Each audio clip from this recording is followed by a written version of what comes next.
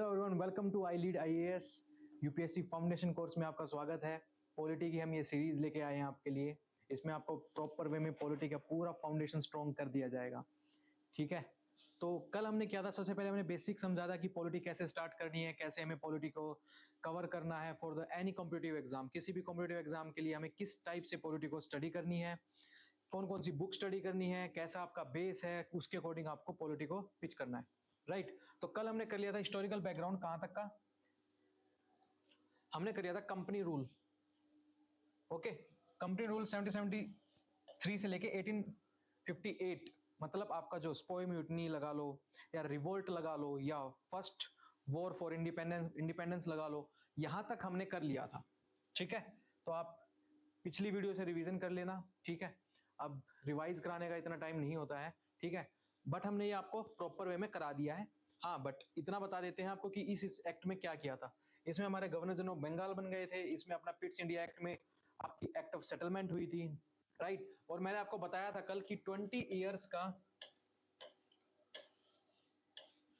इसमें हर एक में गैप है। देखिए 1793, देन अगेन 1813, 33, 53, 53 से आगे भी 20 ईयर का सोचा था उन्होंने, बट 1857 में रिवोल्ट की वजह से अब इसका हैंड ओवर या टेक ओवर कौन कर लेगा?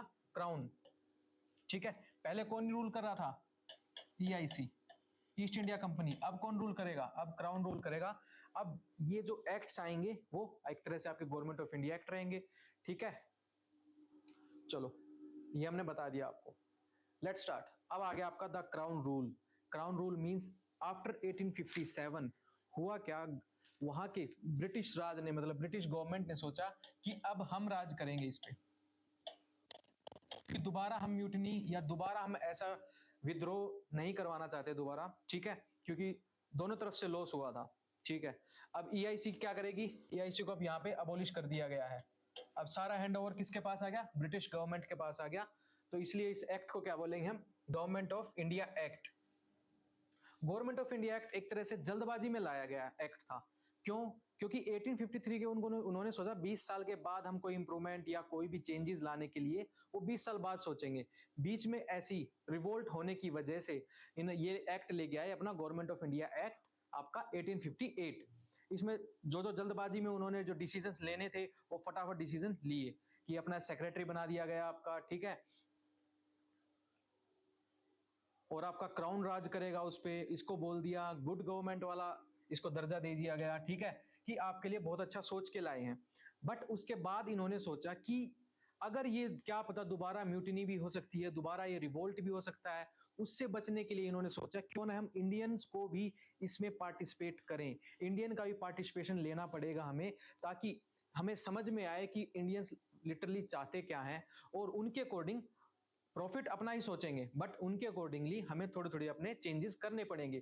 तो इसके बाद जो 1850 एक्ट के बाद ये जो 3 एक्ट्स आएंगे, इसमें आपका इंडियंस का पार्टिसिपेशन बहुत ज्यादा रहेगा। ठीक है, इंडियंस का लोकल रिप्रेजेंटेटिव्स हो गए आपके, आप और आपके एग्जीक्यूटिव में भी इसमें लिए जाएंगे। ठीक है, तो इसमें क्या रहेगा? पार्टिसिपेशन ऑफ इंडियंस लिया गया। इसके बाद क्या होता है? एक तरह से गांधी जी की एंट्री हो जाती है। राइट, तो उसके बाद क्या सोचेंगे? अब आएंगे आपके Indian council acts, government of India act 1935, then government India act 1947, जिसमें आप एक तरह से पूरी तरह आजाद हो गए थे। अब आप ये सोचेंगे हम इनको याद कैसे रखें? नो डाउट आपको याद करने पड़ेंगे। ठीक है, अब हर चीज को आप स्टोरी लाइन में समझाने का ये मेरा काम है। ठीक है, बट समझना आपका काम है, और थोड़ा बहुत याद भी करना पड़ेगा आपको कि किस एक्ट में क्या क्या चीजें आई थी। अब तक क्या चल रहा था? सेंट्रलाइजेशन चल रहा था, कि सब कुछ पावर दे दी गई किसको? गवर्नर जनरल ऑफ इंडिया को। राइट, क्योंकि सेंट्रलाइजेशन चल रहा था। बॉम्बे, मद्रास, ये सब किसके सबऑर्डिनेट काम कर रहे थे? बंगाल के अंडर काम कर रहे थे। बट अब क्या करेगी? अब 1858 में तो जल्दबाजी में एक्ट लेके आए, बाद में क्या रहेगा? डिसेंट्रलाइजेशन की प्रोसेस चलेगी आपकी। ठीक है, डिसेंट्रलाइजेशन, बाद में प्रोविंस को ऑटोनॉमी भी दे देंगे कि आप अपने अकॉर्डिंग काम कीजिए, सेंटर हम अपने अकॉर्डिंग काम करेंगे। राइट, तो इसमें ये प्रोसेस है प्रॉपर वे में। सबसे पहले आपका, इससे पहले क्या चला? सेंट्रलाइजेशन। राइट, इसके बाद क्या चलेगा? डिसेंट्रलाइजेशन ऑफ पावर चलती जाएगी। अब यहां पर वॉइसरॉय हो गया है किसके बदले में? गवर्नर जनरल ऑफ इंडिया के बदले में। ठीक है, अभी एक्ट्स के बारे में हम समझते हैं। सबसे पहले अब आपका एक्ट आ गया गवर्नमेंट ऑफ इंडिया एक्ट 1858। इस एक्ट को क्या बोल दिया गया? Good government act of India, for the good government of India. मतलब गुड वर्ड लगाने से ऑब्वियसली गुड तो नहीं होता है, बट उन्होंने सोचा कि अब क्राउन रूल करेगा, ईस्ट इंडिया कंपनी, अब आपका कोई काम नहीं है, अब क्राउन ही सब कुछ संभालेगा। ठीक है, मतलब ब्रिटिश से ही सब कुछ, ब्रिटिश गवर्नमेंट से ही सब कुछ ऑर्डर आएंगे, सब कुछ अबोलिश कर दिया गया, abolish the east India company. अब क्या है, इसके अबोलिशन से क्या मांगेंगे, क्या डिमांड करेंगे कि जो जितनी भी पावर है ना आपकी गवर्नमेंट की, जो जो आपके पास पावर थी सॉरी, जो भी आपके पास पावर थी वो अब हैंड ओवर कर दो, किसको? ब्रिटिश क्राउन को हैंड ओवर कर दो।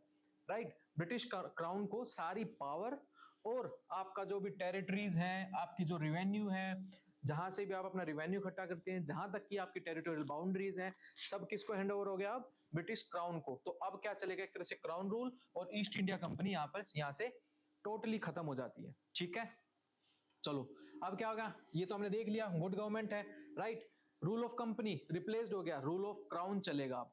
तो रूल ऑफ कंपनी कब तक चला? आपका 1773 से लेके आपका 1853 तक का रूल हो गया। ठीक है, बीच में अब उसके बाद क्या आ गई? स्पॉय म्यूटिनी आ गई, और आपका 1857 में आपका रिवोल्ट की वजह से ये एक्ट लेके आना पड़ा, जिसमें आपका ईस्ट इंडिया कंपनी को खत्म कर दिया गया, और अब कौन आ गया? British crown. अब 1858 से लेके आपका 1858 से लेके अब आपका किसका राज चलेगा? 1947 तक आपका क्राउन राज करेगा। इसमें मैंने आपको यही बताया था, 1858 वाला जो एक्ट था वो जल्दबाजी में लाया गया एक्ट था, क्योंकि इतना नहीं सोचा था ब्रिटिश क्राउन ने, तो जो जो जल्दी जल्दी डिसीजन लिए गए वो लिए गए, बाद में म्यूटिनी दोबारा ना हो जाए, रिवोल्ट कोई दोबारा ना कर ले, इसलिए इन्होंने अब क्या किया बाद में अगले एक्ट्स में कि इंडियंस का पार्टिसिपेशन ये धीरे धीरे बढ़ाएंगे। ठीक है, राज यही करेंगे, मेजोरिटी यही रहेगी एग्जीक्यूटिव में राज यही करेंगे, मेजोरिटी में यही रहेंगे। ठीक है, इसको बोल दिया गया, रिप्लेस्ड हो गया। Right, then power of crown exercise by secretary. Secretary कौन? एक तरह से ब्रिटिश एमपी। ठीक है, जो उनके अंडर काम कर रहा है, एक ब्रिटिश एमपी, जिसको बोल दिया गया सेक्रेटरी ऑफ स्टेट, और उसके 15 मेंबर्स को, और 15 मेंबर उसको 15 मेंबर दे दिए गए। अब गवर्नर जनरल को कितने मेंबर दिए थे? मैक्सिमम 4, उसके बाद 3। राइट, अब कितने मेंबर दे दिए गए? अब सेक्रेटरी ऑफ स्टेट, जो कि बोल रहा जाता है आपको ब्रिटिश एमपी ऑफ इंडिया, इसको 15 मेंबर दे दिए गए, जिसको बोल दिया गया काउंसिल ऑफ इंडिया। 15 मेंबर उसको प्रोवाइड कराए गए। ठीक है, then vested with complete authority control over the Indian administration through viceroy. अब viceroy governor general of India को था, उसको कर दिया गया अबॉलिश। अब जो भी आपका अथॉरिटी, कंप्लीट अथॉरिटी और कंट्रोल जो रहेगा एडमिनिस्ट्रेशन का, वो अब कौन संभालेगा? वॉइसरॉय। वॉइसरॉय कौन रहे इस टाइम पे? कौन थे गवर्नर जनरल ऑफ आपके इंडिया? Lord Canning. ठीक है, फर्स्ट वॉइसरॉय ऑफ इंडिया कौन बनते हैं आपके? Lord Canning. इंपॉर्टेंट, मैंने आपको यही बताया कि क्रोनोलॉजिकल ऑर्डर में भी आ सकते हैं आपके पास क्वेश्चन, किसी भी टाइप का यूपीएससी या अदर स्टेट पीसीएस एग्जाम्स आपको किसी भी टाइप से पूछ सकते हैं क्वेश्चंस। ठीक है, चलो अब आप समझो उस टाइम पे क्या था। पिट्स इंडिया एक्ट में क्या आया था? Dual government. ड्यूअल गवर्नमेंट में क्या हुआ था? ड्यूअल गवर्नमेंट में दो में डिवाइड कर दिया गया था पावर को, एक आपका पॉलिटिकल अफेयर संभालेगा, एक आपका रिवेन्यू अफेयर संभालेगा। पॉलिटिकल अफेयर कौन संभालेगा बताओ? कोर्ट से मैंने क्या समझाया था? Any guess?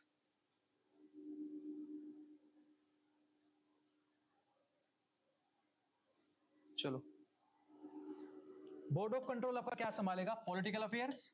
राइट, और आपका सी से मैंने बताया था collection, collection of revenue. Right, तो दो ड्यूअल गवर्नमेंट हो गई थी उस टाइम पे, और अब क्या कर दिया गया? इसको अबोलिश कर दिया गया कि हर चीज को अब अबोलिश कर देते हैं, अब अपने अकॉर्डिंग न्यू टाइप की गवर्नमेंट को हम स्टार्ट करेंगे।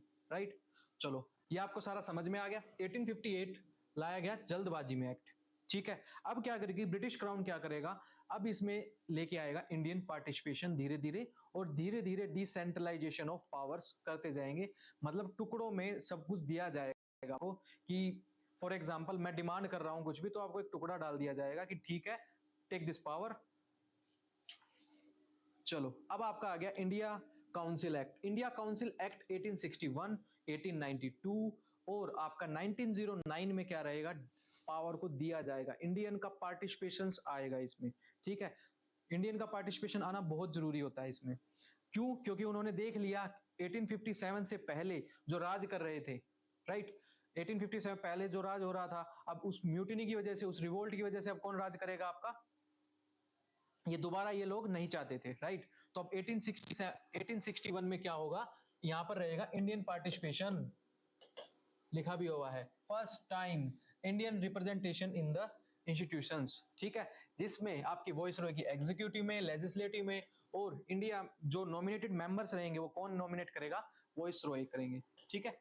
नॉन ऑफिशियल मेंबर्स रहेंगे, ऑफिशियल मेंबर्स नहीं रहेंगे, नॉन ऑफिशियल मींस इनसे पूछा जाएगा क्या क्या चेंज करना पड़ेगा, चाहिए हमें, क्या क्या हमें करना पड़ेगा। तो 3 इंडियंस को एंटर्ड किया गया। इंपॉर्टेंट हो जाता है आपके किसी भी स्टेट पीसीएस एग्जाम और even for your UPSC exam, इसमें से पूछ सकते हैं कि which of the followings were nominated as the for the legislative council. उसमें आपके 3-4 नाम दिए होंगे और आपको सिलेक्ट करना पड़ेगा। अब तो आपका यूपीएससी ओनली 1, ओनली 2 इनमें भी पूछ लेता है, तो आपको इनके नाम जरूर याद होना चाहिए कि Raja of Banaras 1 and Maharaja of Patiala number 2 and sir Dinkar Rao number 3। तो ये आपको याद रखने पड़ेंगे क्योंकि फर्स्ट टाइम इंडियन रिप्रेजेंटेटिव हुए हैं वॉइसरॉय की नॉन ऑफिशियल मेंबर्स में, ठीक है। कौन है वो 3 members? Raja of Banaras, Maharaja of Patiala and sir Dinkar Rao, ठीक है। ये क्रोनोलॉजिकल ऑर्डर में भी आ सकता है, सॉरी क्रोनोलॉजिकल ऑर्डर में नहीं, कि विच ऑफ द फॉलोइंग्स में भी आ सकता है। और आपसे ये भी मतलब कुछ भी यूपीएससी किसी भी टाइप से आपको क्वेश्चन पूछ सकता है कि फर्स्ट टाइम रिप्रेजेंटेशन कहां हुआ? 1861 में, 1858 में नहीं हुआ है, 1861 में, क्योंकि 1858 में क्या है, जल्दबाजी में लाया गया एक्ट था। फॉर एग्जांपल आप खुद ही देखो 3 साल में चेंजेस लाने की कोशिश कर रहे हैं, धीरे धीरे इंडियंस को समझा जा रहा है, ठीक है, इंडियंस को समझा जा रहा है कि क्या क्या इनकी डिमांड्स है, उनको थोड़ा थोड़ा करके हम डिमांड भी पूरी करेंगे और प्रॉफिटेबल हम ही रहेंगे एट द एंड, ठीक है। चलो, एक्ट इनिशिएटिव डिसेंट्रलाइजेशन, मैंने अभी बताया था आपको, अब स्टार्ट हो गया आपका डिसेंट्रलाइजेशन। 1773 से लेके 1833 तक प्रॉपर वे में सेंट्रलाइजेशन हो गया था। 1773 में क्या था, सबऑर्डिनेट बना दिया गया था, किन किन को? मद्रास और बॉम्बे को, किसका? बंगाल का, ठीक है। गवर्नर जनरल ऑफ आपका कौन था उस टाइम पे? गवर्नर जनरल ऑफ बंगाल थे, ठीक है। देन आपका गवर्नर जनरल ऑफ 1833 में गवर्नर जनरल ऑफ इंडिया बना दिया गया, ठीक है। तो बिल्कुल आपका सेंट्रलाइजेशन ऑफ पावर हो गई थी, सबऑर्डिनेट थे सब, अब कर दिया गया डिसेंट्रलाइजेशन। इसके बाद चलेगी सारी प्रोसेस कि इतनी भड़क नहीं लेनी है, क्योंकि एक सेक्रेटरी के पास और उसके 15 मेंबर्स के पास इतना बहुत काम है, तो अब ये करेंगे डिसेंट्रलाइजेशन करो पावर्स को, हमें इतना कोई मतलब नहीं है। और इसमें इंडियन का पार्टिसिपेशन रखो, इंडियन का पार्टिसिपेशन हो गया, 3 नाम याद रखना है। देन इनिशियल आपका डिसेंट्रलाइजेशन ऑफ पावर्स का डिवाइड हो जाएगा। अब legislative power restore Bombay and Madras provinces, अब उनको जो भी वहां के गवर्नर थे वो अब उनको शांति मिल गई है, क्योंकि अब उनको भी काम करने का मौका मिल रहा है। पहले कौन काम संभाल रहा था सारा? Governor general of India. 1833 act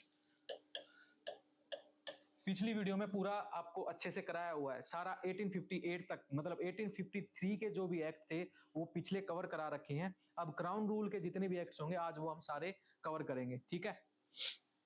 चलो, न्यू लेजिस्लेटिव काउंसिल स्टैब्लिश कर दी गई, जैसे डिसेंट्रलाइजेशन हुआ अब लेजिस्लेटिव काउंसिल बना दी गई, कहां का? आपकी बंगाल, पंजाब और नॉर्थ वेस्ट फ्रंटियर में। फिर से आपको ये 3 चीज याद रखनी पड़ेगी, क्यों? क्योंकि ये भी आपका यूपीएससी का क्वेश्चन बन सकता है। यूपीएससी अब आप खुद ही देखिए, अब आप जैसे ही यूपीएससी के लास्ट ईयर क्वेश्चंस पेपर देखेंगे, पीसीएस एग्जाम के क्वेश्चन पेपर देखेंगे, तो ऐसे क्यों और कौन से क्वेश्चंस बच गए जो यूपीएससी पूछ सकती है? ये आपको पूछ सकती है ओनली 1, ओनली 2, कुछ भी पूछ सकती है। तो बंगाल, पंजाब और आपका north west frontier province, NWFP भी आपको न्यू लेजिस्लेटिव काउंसिल बना दी गई। फर्स्ट टाइम यहाँ पे पोर्टफोलियो दिया जाएगा, पोर्टफोलियो मींस आपको एक तरह से मिनिस्ट्री का पार्ट दिया जाएगा। देन वॉइसरॉय के पास एक पावर दे दी गई ऑर्डिनेंस की इन इमरजेंसी केसेस में, ठीक है। तो ये भी आपका इंपॉर्टेंट हो गया है, ordinance, right, power to the viceroy. कब तक वैलिड रहेगा वो? 6 मंथ तक वैलिड रहेगा। सेम यो आपका जो प्रेसिडेंट में चल रहा है। ये हम क्यों कर रहे हैं हिस्टोरिकल बैकग्राउंड? क्योंकि हमें जो हमारी जो कॉन्स्टिट्यूशन की जो नींव रखी गई है, जो हमारा कॉन्स्टिट्यूशन बना है, उसकी हमें प्रोसेस का भी तो पता होना चाहिए। फॉर एग्जाम्पल आप हिस्ट्री करते हैं, आप समझते हैं कि मॉडर्न मैन जो कैसे निकल के आया है, एंशिएंट में गए, देन मेडिवल, देन आप मॉडर्न करते हैं। सेम हमें पता होना चाहिए हमारा कॉन्स्टिट्यूशन कैसे बन के आया, तो उसके हमें पहले की पता चलना चाहिए कि कैसे कॉन्स्टिट्यूशन में अपनी डिसेंट्रलाइजेशन हो रही है, कैसे पावर डिवाइड हो रही है, राइट। पोर्टफोलियो क्या होता है, पोर्टफोलियो सिस्टम क्या है, ऑर्डिनेंस की पावर वॉइसरॉय को दी गई है, same as your president. Then ये आपको सब याद रखना पड़ेगा, ठीक है। अब याद रखने का तरीका मैं आपको बताता ही चल रहा हूँ। 1858 का मैंने आपको प्रोसेस बता दिया था, जल्दबाजी में लिया गया डिसीजन था। बाद में क्या हुआ, इन्होंने सोचा अब इंडियन का पार्टिसिपेशन जरूरी है, तो 1861 से लेके 1909 तक अब इंडियन का पार्टिसिपेशन रखेंगे कि हम इन पे दबदबाव भी कर सके और लोगों को हम पे भरोसा भी हो सके, ठीक है। चलो, तो ये आपको करना पड़ेगा। First time Indian representative, then 3 Indians को एंट्री दी गई, कौन कौन से, महाराजा, राजा और आपके दिनकर राव, ठीक है।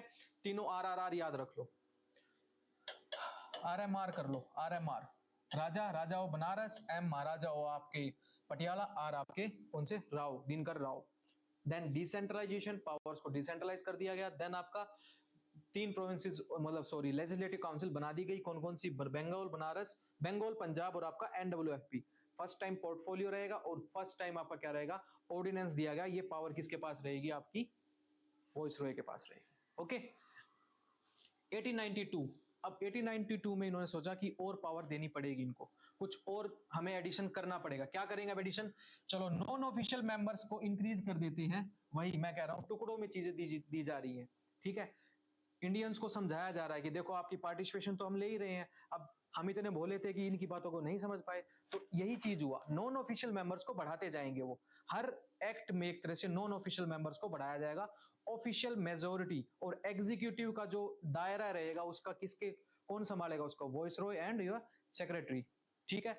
नॉन ऑफिशियल मेंबर्स को इंक्रीज कर दिया गया सेंट्रल में, और प्रोविंशियल में क्या बोल दिया गया, लेजिस्लेटिव काउंसिल में ऑफिशियल मेजोरिटी वॉज रिमेन आपकी मेंटेन रखी गई। मतलब जो उनके एग्जीक्यूटिव मेंबर्स रहेंगे, उनके जो मेंबर्स रहेंगे उनको रखा ही गया, ठीक है। Then increase in function of legislative council, okay, power of discussing budgets. अब इनको क्या बोला गया, जो लेजिस्लेटिव काउंसिल्स बन रही है अब आपकी, और जो लेजिस्लेटिव काउंसिल्स में अब क्या बोल दिया गया, आप बजट को डिस्कस कर सकते हैं, right. Discussing budget and addressing the questions to the executive, but इनका आंसर देना ना देना वो आपके एग्जीक्यूटिव के हाथ में है, ठीक है। सप्लीमेंट्री क्वेश्चन भी नहीं पूछ सकते हैं आप, बजट में आप वोट भी नहीं कर सकते हैं। ये चीजें धीरे धीरे आएंगी, समझ रहे हो आप, हर चीज को अब ये एक्सपेंड करना चाह रहे थे।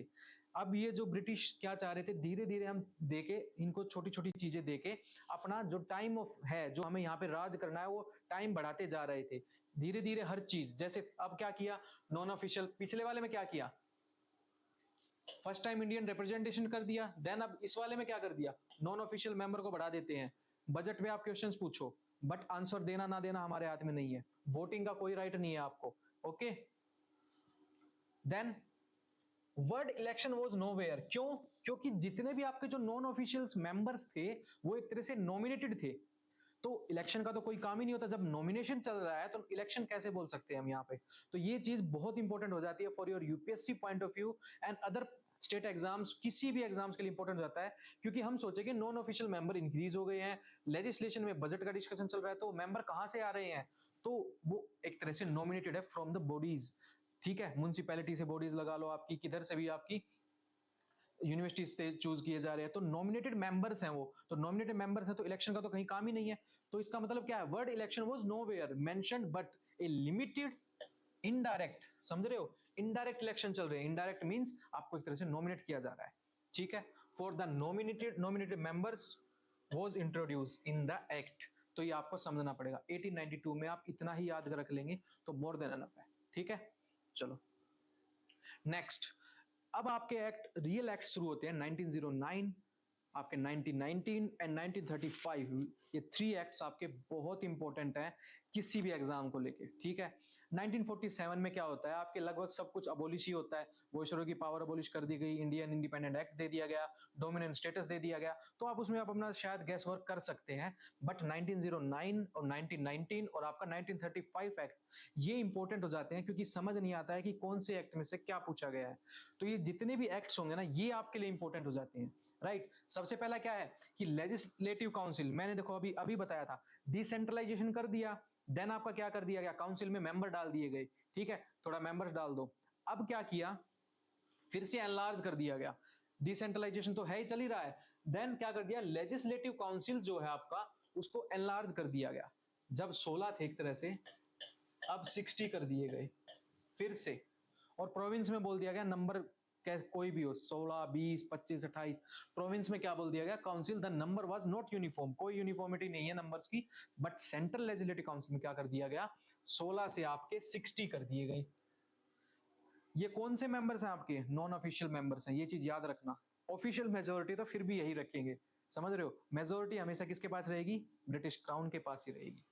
The central legislative council continued to have official majority, majority किसी के पास रहेगी आपकी, सेंटर के पास ही। Whereas non official majority were allowed to the provincial legislative council में, ठीक है। बोल दिया गया नॉन ऑफिशियल मेजोरिटी आप रख सकते हैं वहां पर, okay. Then more power given to the legislative council, power दी गई है बट ऑफिशियली कौन हेड कर रहा है, समझ रहे हो। इस चीज को ध्यान में रखनी है हमें चीज को। एक स्टोरी लाइन के अकॉर्डिंग अगर आप समझते चलेंगे ना, तो ये एक्ट्स याद करना इतना मुश्किल नहीं है, आपको समझते चलना है। 1857 तक क्या चला, पहले सेंट्रलाइजेशन हुआ, देन डिसेंट्रलाइजेशन हुआ। डिसेंट्रलाइजेशन में क्या होगा, इंडियंस का पार्टिसिपेशन होगा, ये चीज माइंड में चलती रहनी चाहिए। इंडियन का पार्टिसिपेशन उससे पहले एक तरह से कहीं नहीं था, ठीक है। Then members were allowed to ask supplementary question, पीछे वाले में क्या था, वही मैं कह रहा हूं, उन्होंने देखो डिमांड की। नॉन ऑफिशियल मेंबर्स ने क्या बोला कि बजट हम डिस्कस कर रहे हैं, किसी ने क्वेश्चन पूछा, अब एग्जीक्यूटिव के पास है कि हम नहीं दे रहे इसका जवाब, तो नेक्स्ट एक्ट में क्या इंप्रूवमेंट ले गया है कि लो फिर से दे दिया गया उनको टुकड़ा कि आप सप्लीमेंट्री क्वेश्चन भी पूछ सकते हैं। इट मींस हम आपके क्वेश्चंस का थोड़ा बहुत जवाब भी देने की कोशिश करेंगे, राइट।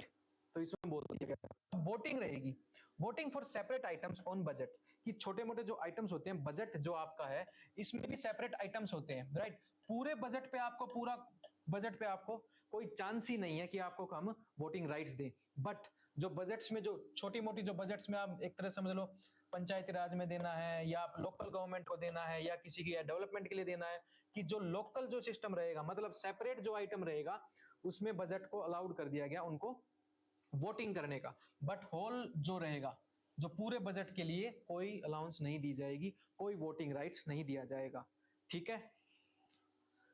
नेक्स्ट, ये इसी का ही है, 1909 का एक्ट का ही है।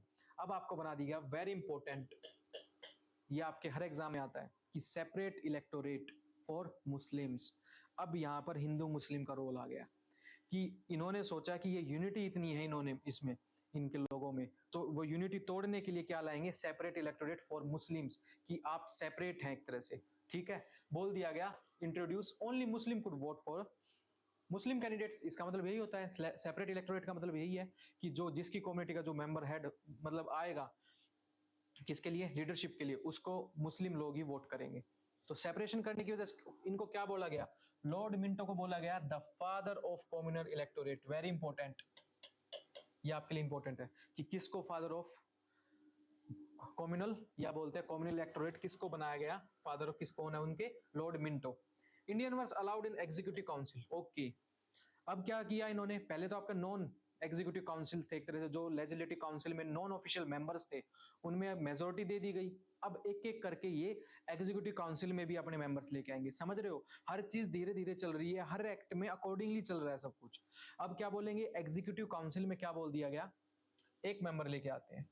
इंडियंस वर अलाउड, बट हम क्या करेंगे, the viceroy first time, viceroy की जो एग्जीक्यूटिव काउंसिल है उसमें फर्स्ट टाइम इंडियंस को अलाउ किया गया। कौन रहे उनके important, Satyendra Prasad Sinha was appointed as the law member in the Viceroy Executive Council। तो ये इंपॉर्टेंट है आपके लिए, सबसे पहले ये इंपॉर्टेंट है। सेपरेट इलेक्टोरेट आया आपका मुस्लिम का, देन आपके लॉर्ड मिंटो को फादर ऑफ कम्युनल इलेक्टोरेट बोला जाता है। देन इंडियंस को क्या कर दिया गया, एग्जीक्यूटिव में फर्स्ट टाइम लेके आया गया, और सत्येंद्र प्रसाद सिन्हा को आपको लो मेंबर बनाया गया फर्स्ट टाइम, ठीक है। सेपरेट रिप्रेजेंटेटिव्स भी रहेंगे फ्रॉम द कहां से, कॉर्पोरेशन से, चैम्बर ऑफ कॉमर्स से, या यूनिवर्सिटीज से, ठीक है। ये भी क्वेश्चन आया हुआ है कि मुस्लिम को तो सेपरेट मेजोरिटी दी गई है, आपको इलेक्टोरेट दिया गया है, तो यहां पर ये भी इंपॉर्टेंट है, ये मैंने इसीलिए हाईलाइट नहीं किया कि सेपरेट रिप्रेजेंटेशन भी रहेगी। ये आया हुआ क्वेश्चन है कि सेपरेट रिप्रेजेंटेशन और किस किस को, औरों को भी दिया गया था क्या, या मुस्लिम को दिया गया था, औरों को भी दिया गया था। बट वो कॉर्पोरेशन की प्रेसिडेंसी रहेंगी, चैम्बर ऑफ कॉमर्स रहेंगे, और यूनिवर्सिटीज से रहेंगे, ठीक है। ये इंपॉर्टेंट है। नाउ व्हाट, चलो नेक्स्ट। अब क्या है, it was the first attempt to introduce representative and popular element in the council, कि council were referred to the legislative council for the first time.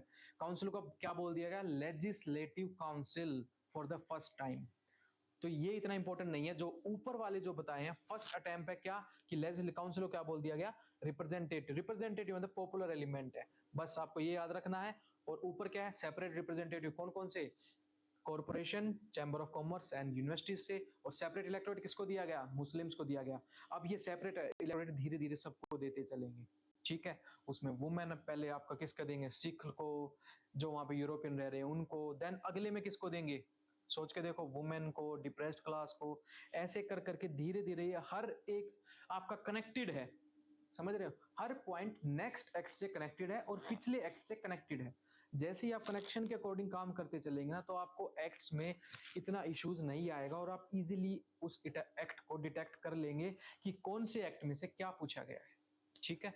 इससे पहले क्या चल रहा था? नॉन ऑफिशियल्स मेंबर्स को आप दिए जा रहे थे, अब फर्स्ट टाइम एग्जीक्यूटिव में दिया गया है। किसका नाम है? सत्येंद्र प्रसाद सिन्हा को किस क्या बनाया गया? लॉ मेंबर बनाया गया। नेक्स्ट एक्ट, ये भी आपका इंपॉर्टेंट है। अब आपका मैंने आपको वही बता रहा था, 3 एक्ट्स आपके बहुत इंपॉर्टेंट है। 1909 एक तरह से सेपरेट इलेक्टोरेट की वजह से, देन आपका 1919, देन आपका कौन सा? 1935। 1935 एक्ट क्यों इंपॉर्टेंट है? क्योंकि कॉन्स्टिट्यूशन में सबसे ज्यादा रोल हमारे जो कॉन्स्टिट्यूशन है 1935 एक्ट की वजह से बहुत सारे उसमें से लॉज लिए गए हैं। हर चीज लगभग ये लगा लो 70% हिस्सा उसी में से लिया गया है। 1947 में जो एक्ट आया था उसमें यही बोला गया था, जब तक आप अपना कॉन्स्टिट्यूशन नहीं बना लेते 1935 एक्ट के अकॉर्डिंग आपको चलना पड़ेगा, ठीक है।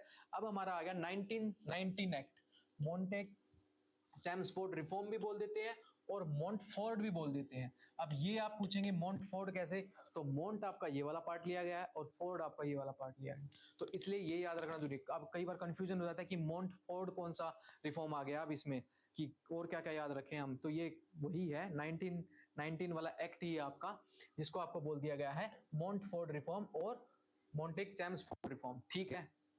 अब इसमें क्या रहेगा? पिछले वाले एक्ट में हमने क्या किया था? धीरे धीरे डिसेंट्रलाइजेशन हो गई और अब क्या कर दिया? एग्जीक्यूटिव में भी उनको हमारे इंडियंस को ला दिया गया। अब क्या करेंगे? सेंट्रल और प्रोविंशियल सब्जेक्ट्स को अलग अलग कर देते हैं, कि सेंट्रल के सब्जेक्ट्स अलग चलेंगे और प्रोविंशियल के सब्जेक्ट अलग चलेंगे। अब हमारे इंडियन कॉन्स्टिट्यूशन को अगर देखा जाए, आपको भी पता है शेड्यूल 7 में हमारा क्या है? यूनियन लिस्ट को अलग किया गया है, स्टेट लिस्ट को अलग किया गया है और कंकरेंट लिस्ट को अलग किया गया है। तो आप ये भी एग्जांपल ले सकते हैं कि हमने क्या पता, यहीं से अपना सोचा हुआ है ये चीजें। तो वही मैं कहना चाह रहा हूँ, किसी भी बैकग्राउंड या किसी भी अपने कॉन्स्टिट्यूशन को समझने के लिए हिस्टोरिकल बैकग्राउंड समझना बहुत जरूरी होता है। तो आप समझेंगे सेंट्रल एंड आपके प्रोविंशियल सब्जेक्ट्स को अलग अलग कर दिया गया, मतलब with the power to make on their respective subjects.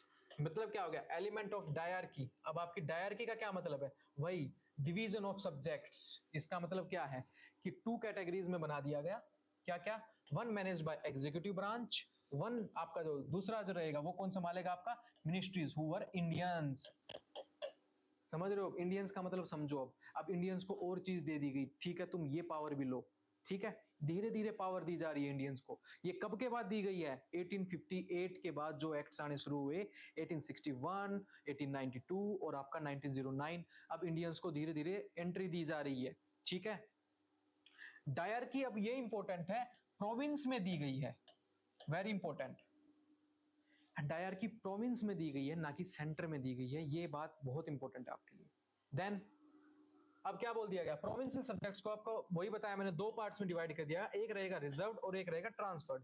Transferred वाले कौन संभालेंगे? इंडियंस संभालेंगे। रिजर्व्ड मतलब जो इंपॉर्टेंट है वो कौन संभालेगा? फिर से आपके कौन? ब्रिटिश लोग ही संभालेंगे, ब्रिटिश ही संभालेंगे। देन इसमें क्या बोल दिया गया? इंडियंस को दे दिया गया लो, छोटी मोटी चीजों को दे दिया गया, ट्रांसफर सब्जेक्ट आप संभालिए, ब्रिटिश चीज, ब्रिटिश लोग क्या संभालेंगे? रिजर्व्ड।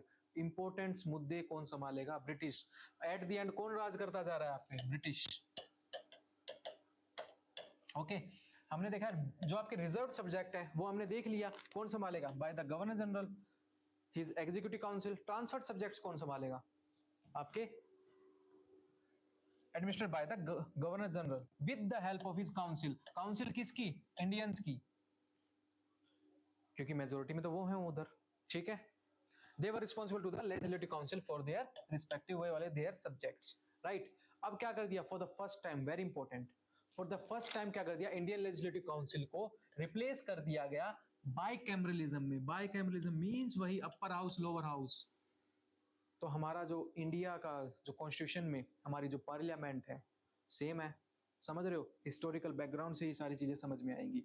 अब क्या हो रहा है, लेजिस्लेटिव अब काउंसिल से क्या हो रहा है, रिप्लेस्ड बाय द, किससे रिप्लेस कर दिया, upper house and your lower house. Majority members were to be chosen by the direct election. अब देखो इसमें इलेक्शन वर्ड कहां यूज हो रहा है, आ गया समझ आपको, राइट क्योंकि इसमें अब आपके हो रहे हैं डायरेक्ट इलेक्शन। पीछे आपके क्या हो रहे थे, नॉमिनेशंस चल रहे थे, ठीक है, नॉमिनेटेड मेंबर्स थे वो, अब डायरेक्ट इलेक्शन वर्ड आ गया इसमें आपका, तो इसमें अब डायरेक्ट इलेक्शन यूज होगा। 3 ऑफिस 6, पीछे वाले में क्या था, सिन्हा जी को लो मेंबर बनाया गया, राइट, एग्जीक्यूटिव में एक आदमी आया, ठीक है। अब नेक्स्ट एक्ट में मैंने आपको क्या बताया, इंडियंस का पार्टिसिपेशन बढ़ता जा रहा है ना, तो इंडियन का पार्टिसिपेशन अब कितना कर दिया, 3 मेंबर्स, जो आपके वॉइसरॉय के जो एग्जीक्यूटिव काउंसिल में 6 मेंबर है, उनमें से 3 आउट ऑफ 6 कौन रहेंगे, इंडियंस रहेंगे, एक्सेप्ट, फिर से वही हुआ पॉइंट, कमांडर इन चीफ को छोड़ के। एक्सेप्ट वर्ड बहुत इंपॉर्टेंट है क्योंकि क्वेश्चन में आ सकता है, इंक्लूडिंग आ सकता है, जिससे क्वेश्चन गलत हो सकता है। तो एक्सेप्ट कमांडर इन चीफ को हटा के जो बाकी 3 मेंबर्स रहेंगे वो कौन रहेंगे, आपके इंडियंस, ठीक है। सेपरेट इलेक्टोरेट, पीछे 1909 में क्या था, सेपरेट इलेक्टोरेट किसके लिए था, मुस्लिम्स के लिए, अब किसके लिए दिया जा रहा है, Sikh, Indian Christians, Anglo Europeans and European, very important.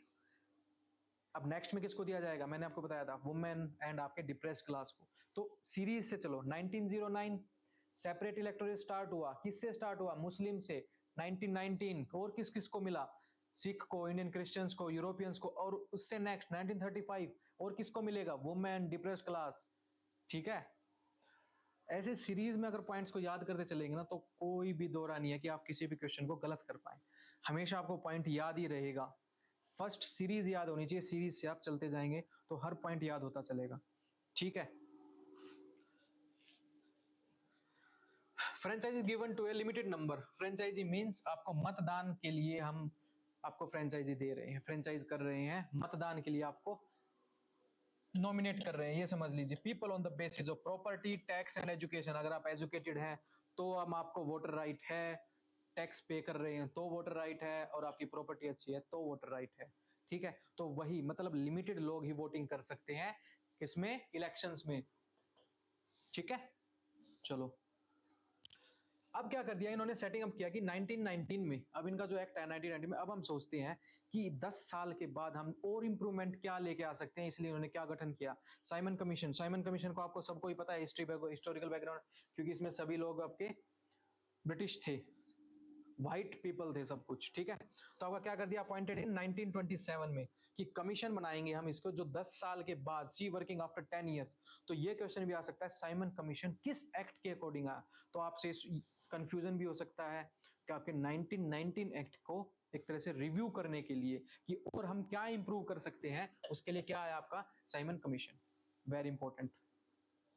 It was first time that the British government declared intention of introducing responsible government in the country. ये आपका पॉइंट इंपॉर्टेंट है क्योंकि ये डायरेक्ट क्वेश्चन आ सकता है कि ब्रिटिश गवर्नमेंट ने, ये आपका ये है, ब्रिटिश गवर्नमेंट ने फर्स्ट टाइम कब बोला कि हम आपके लिए रिस्पॉन्सिबल गवर्नमेंट लेके आएंगे। ये आपके हिस्ट्री पॉइंट ऑफ के लिए, हिस्ट्री के लिए भी इंपॉर्टेंट है और पॉलिटिकली भी इंपॉर्टेंट है। कौन से एक्ट में पूछा गया या कब पूछा गया, ये 2 पॉइंट आ सकते हैं, ठीक है। तो फर्स्ट टाइम ब्रिटिश गवर्नमेंट ने कब डिक्लेयर कर दिया कि introducing responsible government in the country, कौन से एक्ट में, 1919 वाले एक्ट में, राइट। चलो अब आपका ये यूपीएससी 2022 का क्वेश्चन है, मींस आपका एक तरह से लास्ट ईयर का ही क्वेश्चन है, ठीक है। अब करके देखो इस क्वेश्चन को कि in government of India act 1919 the function of provincial government were divided into reserved and the transfer list.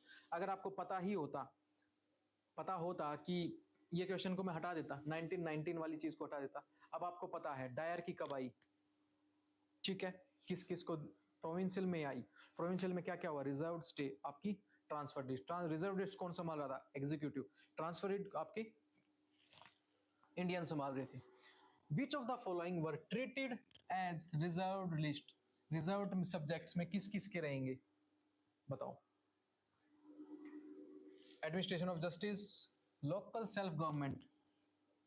अब इस पॉइंट को समझो, जब उनको बोल दिया गया डिसेंट्रलाइजेशन ऑफ पावर चली रही है, प्रोविंशियल में जब पावर चली रही है इस चीज की, और इनको नॉमिनेट किया ही जा रहा है, उनको इलेक्शन दिए ही जा रहे हैं, डायरेक्ट इलेक्शन दे भी दिया, तो ये थोड़ी ना आएगा। इसी से ही आपका पॉइंट गलत हो गया। लैंड रेवेन्यू और आपकी पुलिस, ये चीज तो हो गई। अब कौन कौन से पॉइंट हो गए आपके, अगर आप दो का पता होता, दो को नेग्लेक्ट कर दो, आपका एलिमिनेशन से ही ये क्वेश्चन सोल्व हो गया है। ठीक है, अगर ये एलिमिनेशन से नहीं होता तो कैसे करते, क्योंकि आपको पता ही है ये सब चीज कौन संभाल रहा था, एडमिनिस्ट्रेशन ऑफ जस्टिस कौन संभाल रहा था, रिजर्व्ड में। लैंड रेवेन्यू रिजर्व्ड में, पुलिस कौन संभाल रही थी, रिजर्व्ड में। तो ये इंपॉर्टेंट हो जाते हैं, इनको अब याद रख लो, इतनी चीजें याद रखने की जरूरत नहीं है, यही इसी से क्वेश्चन सोल्व हो रहा है। यूपीएससी आपसे इतनी डिमांड नहीं कर रहा है कि आप पीएचडी करके आइए किसी सब्जेक्ट में, यूपीएससी डिमांड रहा है क्या आपको इतना पता है कि रिजर्व लिस्ट और आपकी ट्रांसफर लिस्ट में हमने ये भी मेंशन किया हुआ था कि आपका एक तरह से डायरेक्ट इलेक्शन भी हो रहे हैं, तो डायरेक्ट इलेक्शन हो रहे हैं मतलब लोकल सेल्फ गवर्नमेंट बनी जा रही है ना वहां पर, और फ्रेंचाइजी भी दे दी गई अकॉर्डिंग टू प्रॉपर्टी टैक्स और आपके किसके एजुकेशन बेसिस पे। ठीक है, तो इससे आपका क्वेश्चन सोल्व हो रहा है, इसका आंसर आ रहा है आपका सी, ये आपका 2022 का क्वेश्चन है, राइट। अब आ गया आपका very important act, government of India act 1935, जिसका हमारा कॉन्स्टिट्यूशन में भी मेंशन है। हमारा कॉन्स्टिट्यूशन जो लगभग बना भी है वो इसी के बेस से भी बना है। ठीक है, इसलिए भी बहुत इंपॉर्टेंट हो जाता है, क्योंकि 1947 वाला एक्ट जो है ना, उसको तो आप क्या पता, आप वैसे भी डिलीट कर कैसे भी कर सकते हो, कैसे, क्योंकि आप सोच सकते हो हर चीज अबॉलिश कर दी गई थी, वॉइस रॉय का ऑफिस अबॉलिश कर दिया गया था, क्राउन रूल अबॉलिश हो गया था, गवर्नर जनरल अपने इंडिया का रहेगा, डोमिनेशन अपना डोमिनियन बना दिए गए थे सब, इंडिया अलग सेपरेट रहेगा, पाकिस्तान अलग रहेगा।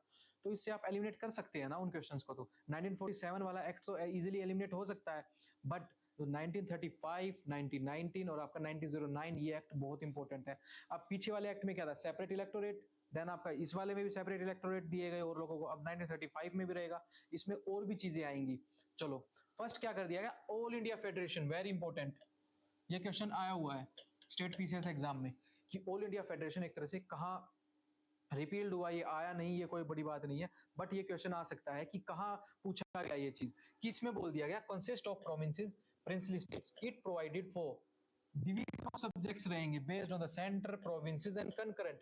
अब जो प्रिंसली स्टेट है वो तो आई नहीं, प्रिंसली स्टेट तो आई नहीं ज्वाइन करने फेडरेशन को, कि हमें ज्वाइन करना ही नहीं फेडरेशन, राइट। अब बोल दिया गया सेंटर और स्टेट रहेंगे, और क्या बोल दिया, रेजिड्यू पावर किसके हाथ में रहेगी, गवर्नर जनरल के हाथ में रहेगी, जो जितनी भी रेजिड्यू पावर रहेगी वो किसके हाथ में रहेगी, गवर्नर जनरल के हाथ में रहेगी।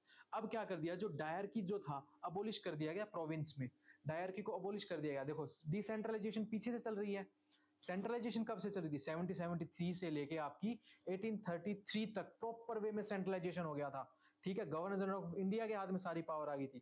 उसके बाद डिसेंट्रलाइजेशन प्रोसेस चल रही है, यहाँ पे डिसेंट्रलाइजेशन चल रहा है आपका, और डायरकी को तो अबॉलिश कर दिया गया। ठीक है, अब बोल दिया गया डायरकी जो प्रोविजन है वो सेंटर में इंट्रोड्यूस कर देंगे, बट ये प्रोविजन आया ही नहीं, this provision never came to be. अब आप इसका मतलब ये मत लेना कि गवर्नमेंट ऑफ इंडिया एक्ट 1935 में ये प्रोविजन था ही नहीं, नहीं, ये प्रोविजन अप्लाई नहीं हुआ, ये है पॉइंट, मेंशन तो है। ठीक है, तो डायर की आपकी प्रोविंस से डिलीट कर दी गई, राइट। तो क्या करेंगे प्रोविंस में, इंडिपेंडेंट यूनिट्स बना दी गई फॉर द एडमिनिस्ट्रेशन, इंडिपेंडेंट बना दिया गया कि अपने अकॉर्डिंग काम करेंगे। Governor was required to act under the advice of ministers, कौन से मिनिस्टर्स, कौन बन रहा है मिनिस्टर, सब इंडियंस। ठीक है, this provision came into force in 1937 and repealed in 1939 में। ठीक है, क्योंकि 1937 में क्या हुआ था, हिस्ट्री बैकग्राउंड में जाओ आप, क्योंकि वहां पे जब इलेक्शंस हुए थे, राइट। चलो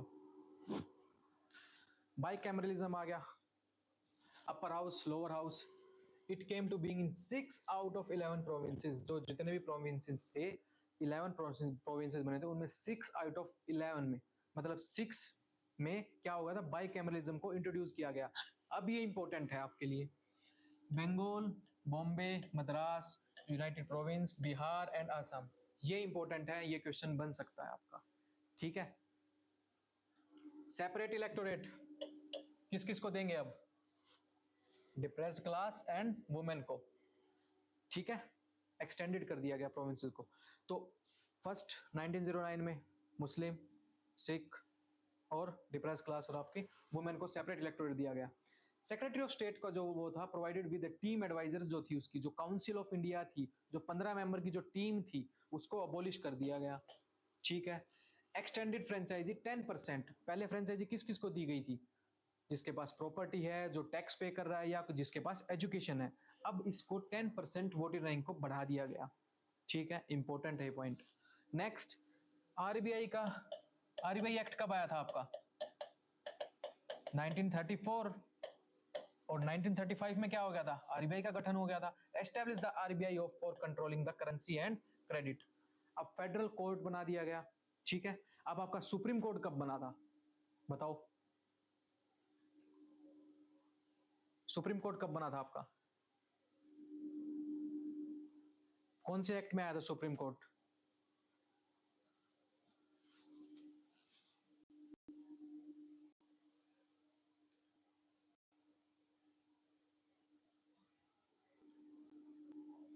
सुप्रीम कोर्ट आपका बना 1774 में, रेगुलेटिंग एक्ट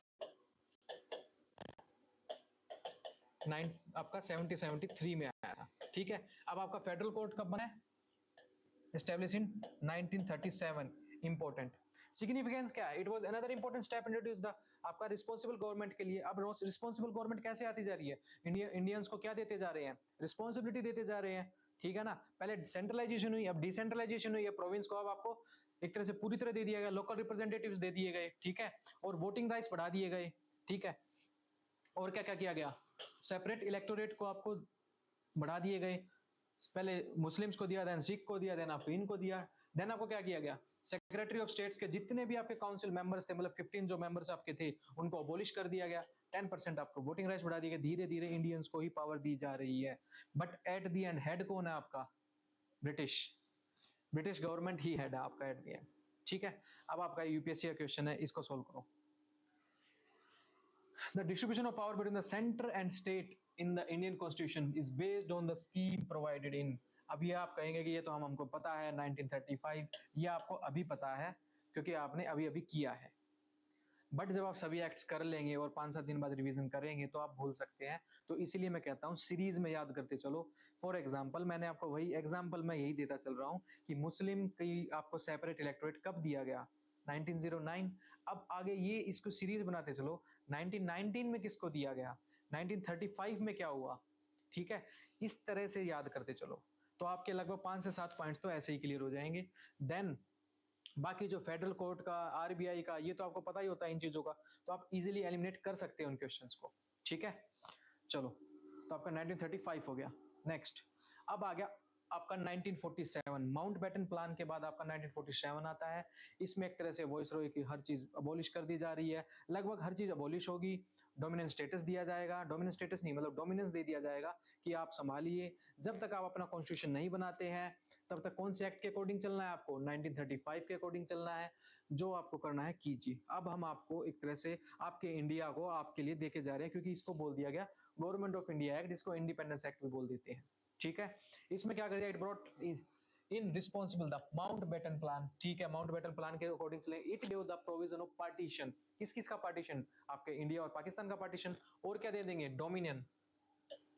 अगर आपको बनना है, dominion is right to secede from the British Commonwealth, अगर कॉमनवेल्थ का मेंबर बनना है तो बने रहिए, नहीं बनना है तो आप छोड़ दीजिए। अब आपके पास सारी पावर आपको दी जा रही है। एट द एंड क्या हो, पूरी डिसेंट्रलाइजेशन। डिसेंट्रलाइजेशन कब शुरू हुई बताओ, 1858 के बाद कौन सा एक्ट आया था, 61 में, ठीक है। 1861 से आपकी डिसेंट्रलाइजेशन ऑफ पावर स्टार्ट हो गई। सेंट्रलाइजेशन आपकी 1833 तक प्रॉपर आपके बिल्कुल पकड़ जमा ली थी किन्होंने, गवर्नर जनरल ऑफ इंडिया ने, ठीक है। 1833 तक आपकी प्रॉपर वे में सेंट्रलाइजेशन थी। 1858 के बाद जो आपका 1861 वाला जो एक्ट आया उसके बाद डिसेंट्रलाइजेशन ऑफ पावर आती गई, और 1947 में प्रॉपर वे में डिसेंट्रलाइज कर दिया गया कि अब आप संभालो, आपको जो करना है हर चीज में यही होगा।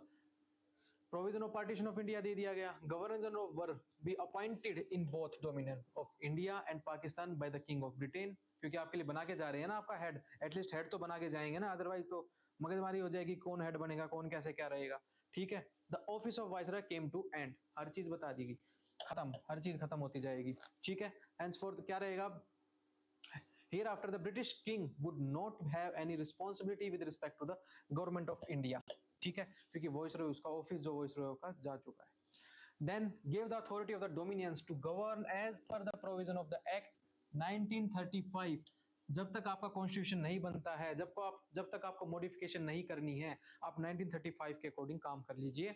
उसके बाद आपने अपने अकॉर्डिंग, अपने लोगों के अकॉर्डिंग, जिस तरीके से आपके जो रिप्रेजेंटेटिव आ रहे हैं उनके अकॉर्डिंग, जब तक आपको कॉन्स्टिट्यूशन नहीं बनाना है, जब तक हम हमारे आप 1935 वाले एक्ट के अकॉर्डिंग काम कीजिए, ठीक है। Constitution assembly of dominions were empowered to frame enact the constitution, तब तक क्या चलेगा आपका 1935 वाला act. They could also repeal any act including the Independence Act of India, जो हमने बनाया ये भी आप खत्म कर सकते हैं, आप अपने अकॉर्डिंग चल सकते हैं, एट द एंड यही कहना था इनको, ठीक है। अब क्या कह दिया, constituent assembly could legislate over their territories till the drafting and enacting of the new constitution, तो मैं वही बोलता जा रहा हूँ कि अपने अकॉर्डिंग आप अपना कॉन्स्टिट्यूशन बना लीजिए, एक रेफरेंस ले सकते हैं आप हमारा, ठीक है, ये वाली चीज चल रही है। और जब तक आप नहीं बना पा रहे हैं, आप अपने 1935 वाले एक्ट के अकॉर्डिंग चल लीजिए। अब क्या बोल दिया गया, designate the governor general of India and the provincial governors as the constitutional nominal head रहेगा, means nominal head means उनको किसके अकॉर्डिंग काम करना पड़ेगा, काउंसिल, जो काउंसिल ऑफ मिनिस्टर्स है उसके अकॉर्डिंग चलना पड़ेगा। काउंसिल ऑफ मिनिस्टर्स कौन है, आपके इंडियंस हैं, ठीक है। They were made to act the advice of their respective council of minister in all matters, मतलब नॉमिनल हेड है वो, राइट। पहले कौन थे अपने एक तरह से वाइसराय थे आपके, जो नॉमिनल हेड नहीं थे, उनके पास पावर्स थी, ठीक है। It dropped the title of the Emperor of India, जो आपके ब्रिटिश क्राउन था उसको एम्परर ऑफ खत्म कर दिया गया, फ्रॉम द रॉयल लेडा title of king of England.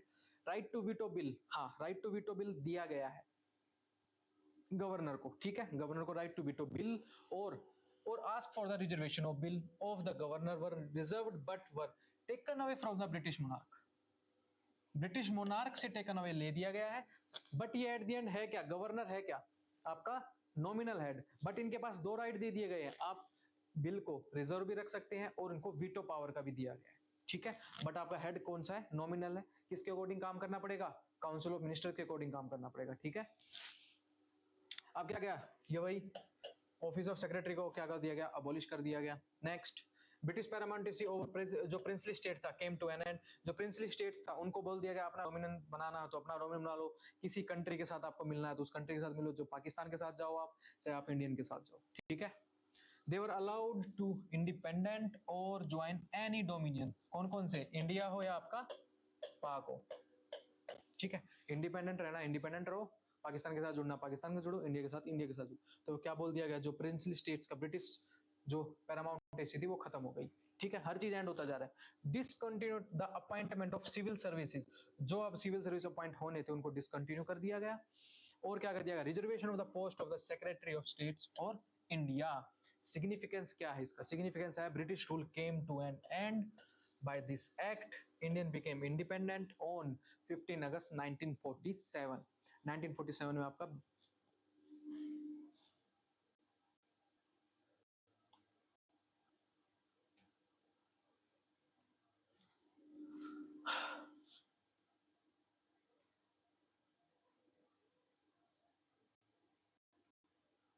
ठीक है, आपके 1947 के एक्ट में आपका एक तरह से इंडिया को इंडिपेंडेंस मिल गई है। अब आपको नेक्स्ट चैप्टर में समझ में आएगा कि साइलेंट फीचर ऑफ अपने कॉन्स्टिट्यूशन क्या क्या है, इससे आपको समझ बन जाएगी हमारा कॉन्स्टिट्यूशन बना कैसे, हर चीज को सीरीज वाइज करते चलेंगे, ठीक है। तो आज हमने कौन से वाले एक्ट कर लिए, क्राउन रूल जो था 1858 से लेके 1947 तक के सारे एक्ट्स कर लिए हैं। हिस्टोरिकल बैकग्राउंड से मैक्सिमम क्वेश्चंस आते ही आते हैं, लगभग हर साल या तो हिस्ट्री पॉइंट ऑफ व्यू से आता है या आपका पॉलिटी पॉइंट ऑफ व्यू से हमेशा क्वेश्चन आता है। हिस्ट्री में भी कर रहे होंगे आप नो डाउट ये वाले acts, but for the polity, starting of polity, start करने के लिए पॉलिटी को आपके कॉन्स्टिट्यूशन का पता होना चाहिए, हिस्टोरिकल बैकग्राउंड क्या था, फिर इससे आपको समझ बनती चलेगी 1935 एक्ट से क्या क्या लिया हमने, ठीक है, पीछे हमारे इंडियंस का क्या रोल रहा, तो इससे आपकी हिस्ट्री का भी रिवीजन हुआ। साइमन कमीशन कब आया, ठीक है, क्यों आया, तो ये सारे जितने भी आपके कॉन्स्टिट्यूशन, ये आपके क्वेश्चंस भी हो गए हैं, जितने भी आपके एक्ट्स रहे हैं ये आपके इंपॉर्टेंट हैं, इनके पॉइंट्स याद रखना इंपॉर्टेंट है। सबसे बड़ा पॉइंट याद रखना ये इंपॉर्टेंट है कि फर्स्ट टाइम क्या हुआ। तो हमेशा आप अपनी बुक में आप जब भी करें, जो भी फर्स्ट टाइम हो रहा है वो क्वेश्चन, या जो थोड़ा ट्रिकी लग रहा है वो क्वेश्चन आने के चांसेस होते हैं। इसी से ही आपका रिवीजन भी होएगा और आपको याद करने का तरीका भी आ जाएगा, ठीक है। वही जैसे ट्रांसफर लिस्ट सेंट्रलाइजेशन कब हुआ, लॉर्ड मिंटो कब क्या हुआ, 1858 में क्या हुआ, 1909 में क्या रिफॉर्म हुआ, बजट को हम वोटिंग कर सकते हैं या नहीं कर सकते, सप्लीमेंट्री क्वेश्चन कब पूछ सकते हैं, तो ये आप याद कीजिए।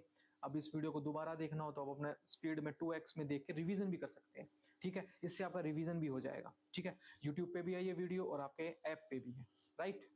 चलिए, तो ये हमने सभी एक्ट्स कर लिए आज के ये एक्ट्स के बाद हम कल स्टार्ट करेंगे आपका पॉलिटी प्रॉपर वे में, ठीक है। Thank you.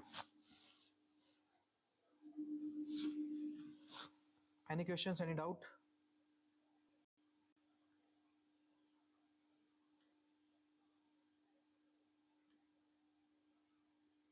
ठीक है, चलो, ओके, थैंक यू।